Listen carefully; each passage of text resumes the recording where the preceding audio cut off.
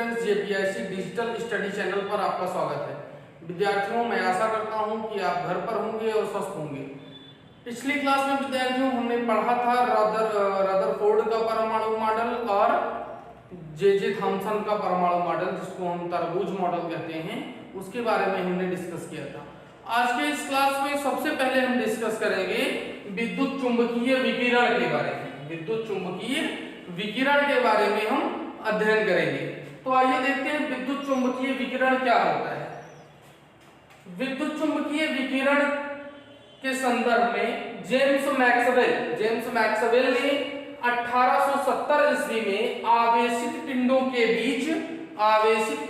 बीच अन्योन्य क्रियाओं तथा उनके बीच में उत्पन्न वैद्युत तथा चुंबकीय क्षेत्रों का अध्ययन करने के बाद एक नियम प्रतिपादित किया, जिसे हम विद्युत चुंबकीय विकिरण के नियम तरंग प्रकृति के नाम से जानते हैं।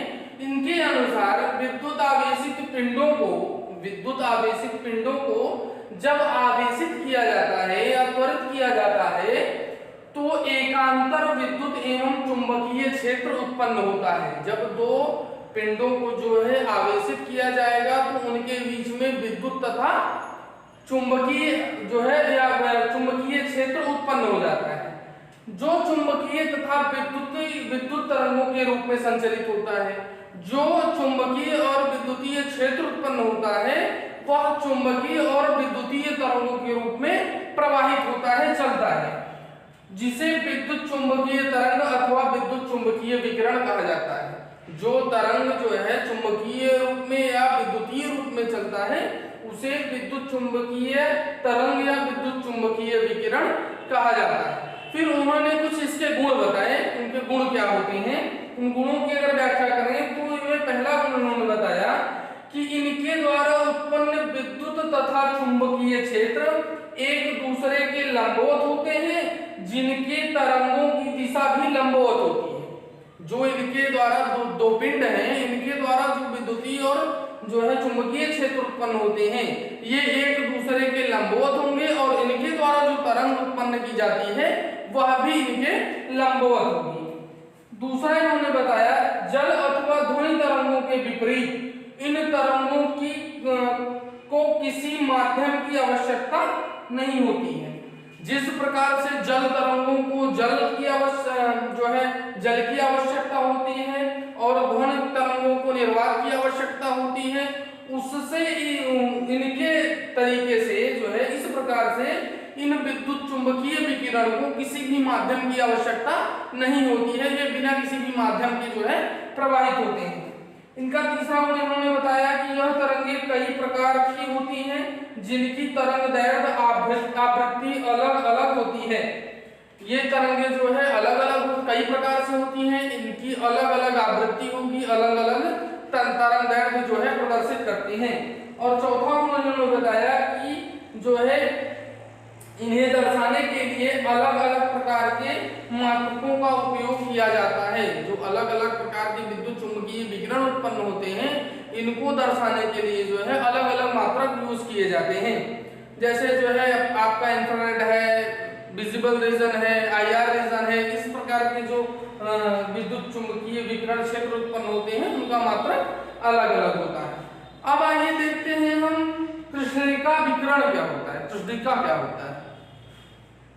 एक ऐसा आदर्श पिंड जो हर प्रकार की आवृत्ति विकिरणों को अवशोषित तथा उत्सर्जित करता है। एक ऐसा आदर्श पिंड जो प्रत्येक प्रकार की आवृत्ति के विकिरणों को अवशोषित या उत्सर्जित करता है, क्या कहलाता है? कृष्णिका कहलाता है। जो अवशोषित और उत्सर्जित करेगा वो क्या कहलाएगा? कृष्णिका कहलाएगा। तथा इस पिंड से उत्सर्जित विकिरण कृष्णिका विकिरण कहलाते हैं। यह पिंड जो प्रत्येक प्रकार की आवृत्ति के विकिरणों को उत्सर्जित और एक्सेप्ट करता है वह कृष्णिका कहलाता है। और यहाँ से जो विकिरण उत्सर्जित होगा, वह कृष्णिका विकिरण कहलाएगा। अगला टॉपिक है हमारा प्रकाश विद्युत प्रभाव क्या होता है। प्रकाश विद्युत प्रभाव के रेफरेंस में सर एच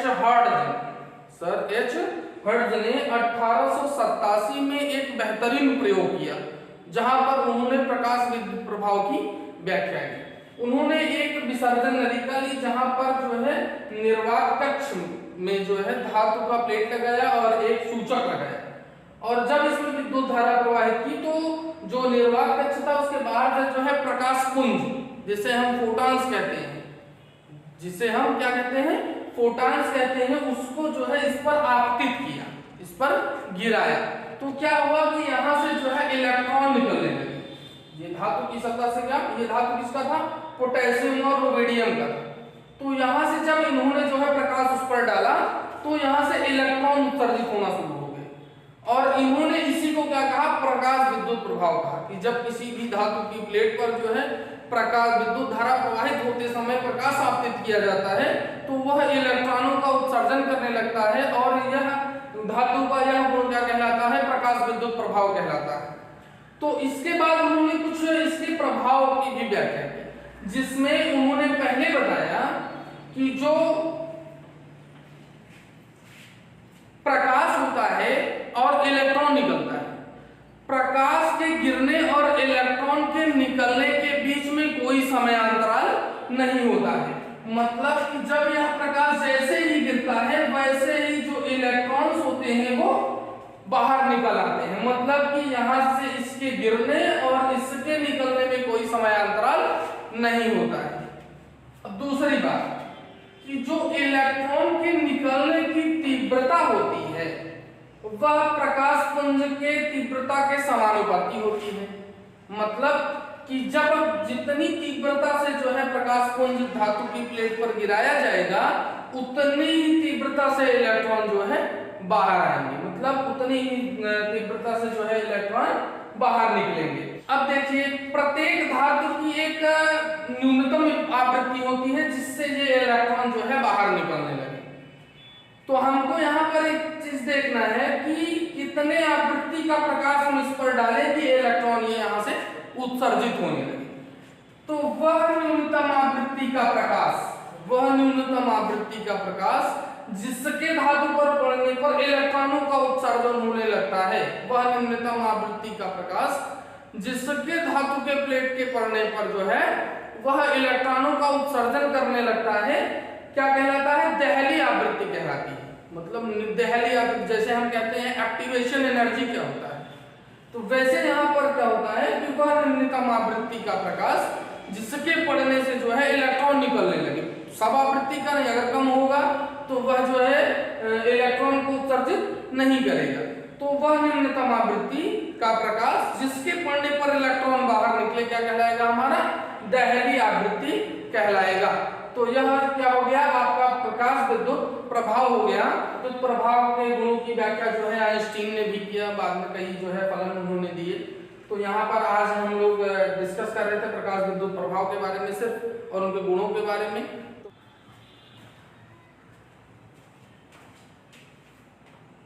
उत्सर्जन एवं अवशोषण स्पेक्ट्रम। उत्सर्जन स्पेक्ट्रम, उत्सर्जन स्पेक्ट्रम क्या होता है इसके बारे में हम लोग डिस्कस करेंगे। तो जब किसी गर्म पदार्थ से निकलने वाले विकिरण को, या जब किसी जो है गर्म पदार्थ से निकलने वाले विकिरण को किसी प्रिज्म से गुजारा जाता है, किसी प्रिज्म से गुजारा जाएगा तो एक स्पेक्ट्रम प्राप्त होता है जिसे हम क्या कहते हैं, और उत्सर्जन स्पेक्ट्रम कहते हैं, जिसे उत्सर्जन स्पेक्ट्रम कहते हैं। ये मुख्य रूप से 3 प्रकार के होते हैं। सतत स्पेक्ट्रम,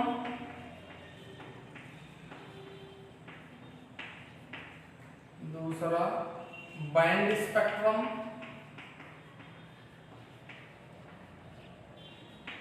और तीसरा हमारा है रेखीय स्पेक्ट्रम। रेखीय स्पेक्ट्रम, ये 3 प्रकार के स्पेक्ट्रम हमें उत्सर्जन स्पेक्ट्रम से प्राप्त होते हैं। अगला है हमारा अवशोषण स्पेक्ट्रम। अवशोषण स्पेक्ट्रम क्या होता है,